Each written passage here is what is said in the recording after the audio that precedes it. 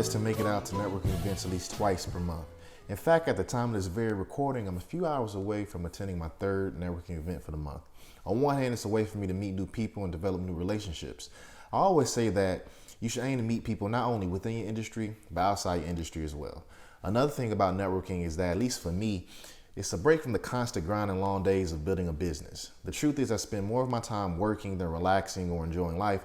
So if I can diversify how I work, it makes things that much better. When I tell people that I'm a public speaking coach, the majority of the replies is something like, well, you must be comfortable speaking in front of 100 or 1,000 people at a time, right? Or, wow, that means you must love the big stage.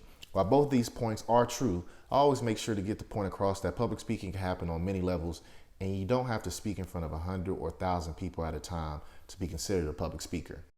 I understand that it's an easy assumption. You have highly successful speakers such as Tony Robbins, David Ramsey, Les Brown, Gary Vee, and others that always seem to speak in front of arenas. Wikipedia shouldn't be the go-to source, but it says that public speaking is the process or act of performing a speech in front of a live audience. Public speaking is commonly understood as formal, face-to-face speaking of a single person to a group of listeners. But I honestly feel that even if you're just talking to one person, yes, I mean one person, you're practicing the art of public speaking. You still have to be engaging and a good listener, and you have to be able to hold a conversation, an interesting conversation at that. Many of the same elements still apply in one-on-one conversation, just like they do in front of a live audience.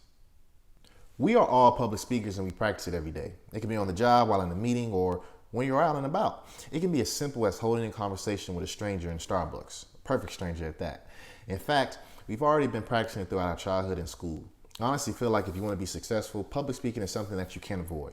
I say all of this to say for those of you that may be timid at the thought of public speaking, or may be practically scared straight, there's no need to be because you've already been doing it all your life. Maybe it wasn't in front of 100 or 1,000 people at a time, and yes, as of today, the stakes are higher. This is likely true, but the only way you get better at it is to continuously seek out those opportunities. If you Google top fears amongst Americans, public speaking is usually in that top 5. If you fall in that category right now, I'm asking you why. You should really sit down and assess why you feel the way you do. Why do you avoid those opportunities? What happened to make you feel this way? Think about what it is that you want to accomplish both professionally and personally, and then think about how being a decent public speaker can help you get there. Is it worth you gathering up the courage to try and overcome this fear? Because as I said earlier, it's never going away, or it's highly likely that it's never going away.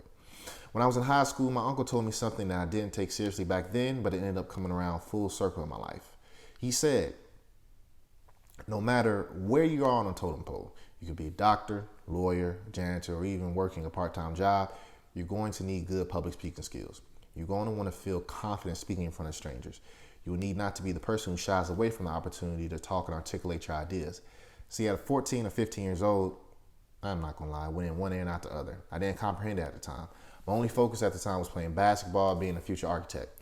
But when I entered college, I found myself presenting in front of my classmates and other audiences often, multiple times a week at that. When I switched majors, it increased, especially when I took my class in college, which was a portfolio class. In the corporate world, the opportunities to speak in front of people have presented themselves to me, and I've never shied away.